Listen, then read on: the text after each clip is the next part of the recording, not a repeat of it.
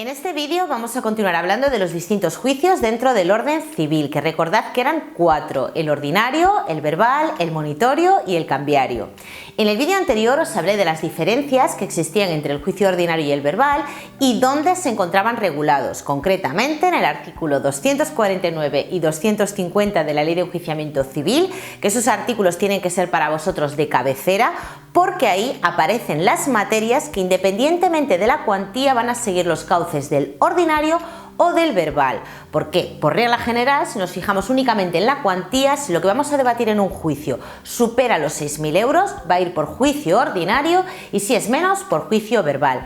Pero también os adelanté una de las diferencias fundamentales que existían entre un juicio y otro, y era que en el juicio ordinario existe la audiencia previa, que es una vista que se celebra con anterioridad al juicio. Y es precisamente de la audiencia previa de lo que os vengo a hablar en el vídeo de hoy, porque me he dado cuenta que muchos compañeros y también muchos jueces no le dan la importancia que se merece a esta vista, y como os adelantaba en el otro vídeo, para mí son los cimientos de un buen juicio ordinario. Así que os voy a hablar de los distintos pasos que hay que seguir dentro de la audiencia previa y tenerlos en cuenta, porque muchas veces el juez va a pasar por alto esos pasos limitándose únicamente a la proposición de prueba y eso puede viciar el juicio posterior.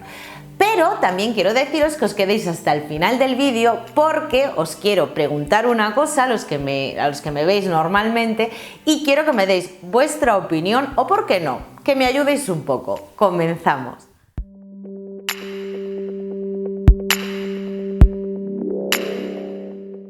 Lo primero que quiero que sepáis es que la audiencia previa es una vista a la que suelen acudir únicamente los abogados y los procuradores, salvo que los abogados hayan hablado con anterioridad y hayan previsto la posibilidad de llegar a un acuerdo. En ese caso sí que suelen ir los clientes, si no, será una vista en la que únicamente estarán presentes los abogados y los procuradores. ¿Y en qué consiste la audiencia previa? Pues la audiencia previa podríamos decir, a nivel general, que se trata de una vista donde los abogados van a proponer la prueba de la que pretenden valerse el día del juicio, es decir, van a mostrar ahí sus armas al contrario y el juez decidirá qué pruebas se admite y qué pruebas se inadmite. Pero antes de llegar a la proposición de prueba hay una serie de pasos que muchas veces el juez pasa por alto y se centra únicamente en la proposición de prueba, pero es importante que vosotros los conozcáis. Y mirad que siempre os digo que no llevéis las cosas por escrito, pero en la audiencia previa sí que sería recomendable que llevarais un esquema de los pasos de la audiencia previa por si el juez no os da la palabra en ese momento y necesitáis decirlo, que no se os pase por alto.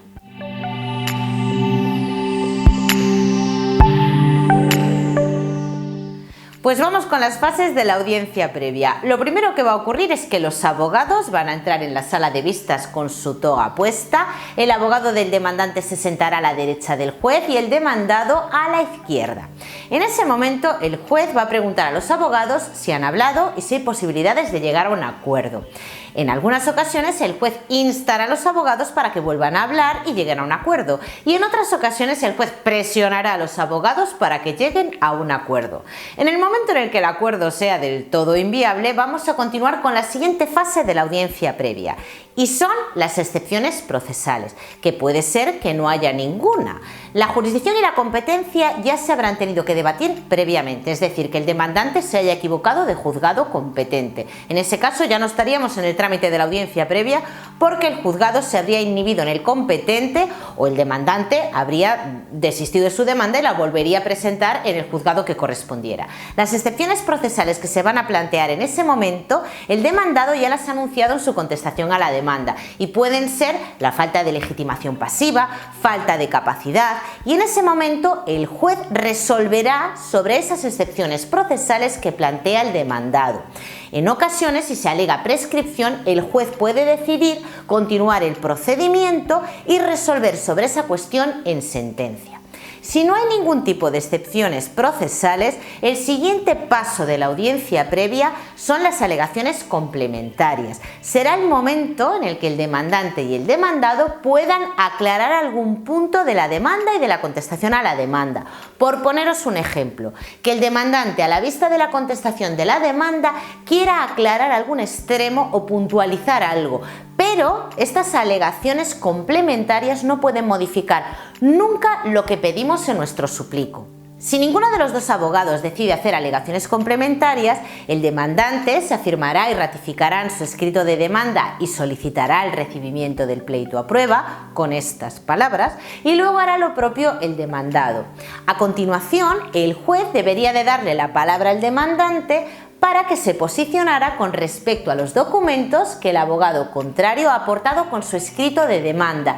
Es decir, que diga si acepta esos documentos o si los impugna, porque, por ejemplo, fuera un documento falso, o lo impugnase a efectos probatorios, porque considerase que ese documento que aporta el demandado o aporta el demandante no arroja luz sobre lo que se va a debatir el día del juicio. Y ahora viene la fase más importante antes de la proposición de la prueba, que es la fijación de los hechos controvertidos.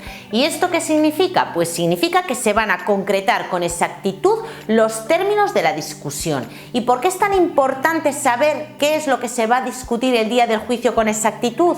Porque solo se va a poder aportar prueba que tenga que ver con eso que se discute, y eso es realmente lo importante de la audiencia previa, porque el juez puede decidir si admite o inadmite una prueba en función de ir orientada a dilucidar aquellos aspectos que se va a discutir el día de la vista. Y ahora sí llega el momento de proponer la prueba. ¿Y cómo se propone la prueba? Pues se propone de forma oral, aunque es costumbre llevarla por escrito para aportar esa nota al juez y al abogado contrario. El orden de proposición de prueba es interrogatorio, documental, pericial y testifical. En ese momento decidimos si queremos el interrogatorio de la parte contraria. Sabed que solo va a poder hablar el contrario si nosotros lo proponemos. A continuación daremos por reproducidos los documentos que ya hemos aportado con nuestra demanda o contestación a la demanda, que tenéis que tener en cuenta que los documentos hay que aportarlos siempre al principio, salvo que sean documentos que hayamos tenido conocimiento con posterioridad o que hayamos anunciado en nuestra demanda o contestación. Y aparece regulado en la Ley de Enjuiciamiento Civil más supuestos en los que se pueden aportar documentos con posterioridad, y es el momento en el que el juez decidirá si los admite o los inadmite, al igual que ocurre con el resto de las pruebas que hemos propuesto. ¿Qué ocurre si el juez decide inadmitir alguna prueba y la inadmite y tiene que ver con los hechos controvertidos? Pues será el momento en el que nosotros tendremos que hacer oralmente un recurso de reposición. Aparece regulado en el artículo 285 de la Ley de Enjuiciamiento Civil.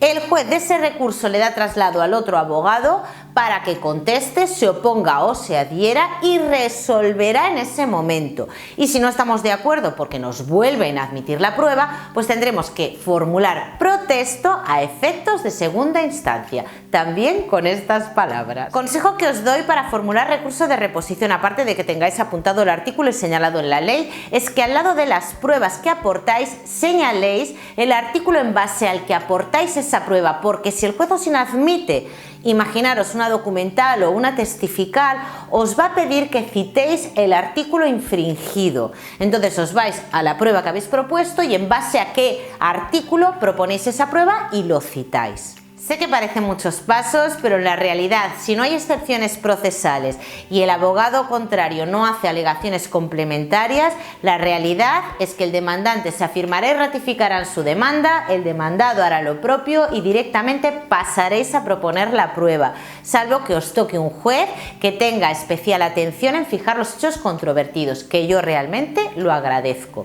Y luego el único problemilla mayor es que podéis tener que el juez os inadmita alguna prueba, como puede ser una testificación o un documento que hayáis querido incorporar con posterioridad, que en ese caso vais a tener que hacer un recurso de reposición de forma oral, y por eso os recomiendo que llevéis apuntados los artículos en base a los que aportáis esa prueba, porque el juez os va a decir que citéis el artículo que consideráis infringido, y para que no os pongáis nerviosos, eso es mejor llevarlo ya preparado y por escrito. Por lo demás, muy sencillo, se va a limitar a admitiros o inadmitiros la prueba. Bueno, pues hasta aquí el vídeo de la audiencia previa. La verdad que quiero que sepáis que me cuesta horrores grabar este tipo de vídeos, porque me da la impresión que para los abogados que lo estéis viendo os va a parecer algo muy sencillo, y en cambio para los estudiantes de Derecho es demasiada información información que quizás os pueda llevar a error.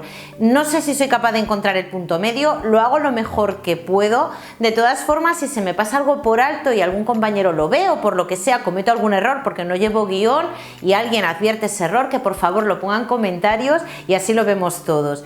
Y ahora voy con lo que os decía al principio del vídeo, que quiero pediros un favor. En la semana pasada, el viernes de Café Jurídico, os hablé de mi opinión del feminismo. Y después de grabar ese vídeo me di cuenta de que yo también tengo algún tipo de actitud machista. Y os cuento por qué. Los que me seguís desde hace un año aproximadamente sabéis que a raíz de mi vídeo del procurador, el presidente del Consejo General me invitó a la fiesta institucional de la Procura, y yo el año pasado no tenía con quién ir. Y entonces pregunté y muchas de vosotras me dijisteis, sí, vete, no tengas miedo de ir sola. La verdad es que no conozco a nadie, ni nadie me conoce a mí, solo por el vídeo. Y claro, luego cuando hablaba con alguna de vosotras de forma privada, pues me decíais que vosotras tampoco os atreveríais a ir solas, ¿no? Y yo no fui porque, fíjate, me sentía incómoda. Si fuera un hombre quizás sería diferente, pensaba yo. Ya veis, como si fuera a robar, yo voy con mi entrada. Entonces este año me han vuelto a invitar. Y aunque este año sí que podría ir acompañada, he decidido tomarme esto como un reto.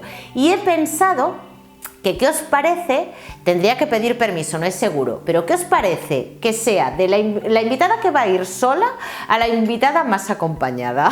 Sé que somos 3000 y pico en el canal, pero bueno, los que veis mis vídeos con asiduidad soléis ser en torno a 300, 400. ¿Os apetece que lo grabe? Tendría que pedir permiso, pero creo que no va a haber inconveniente. Si es así, por favor, ponérmelo en comentarios, así no me voy a sentir tan sola y tan cortada, aunque yo creo que no va a pasar nada raro y me lo voy a pasar bien. Y esto es lo que os quería decir. Así que hasta aquí el vídeo de hoy, mezcolanza de ideas. Gracias por verme, podéis seguirme por Instagram o por Facebook, aunque donde siempre estoy es en Instagram. Y como siempre os digo, un placer y nos vemos en el próximo vídeo.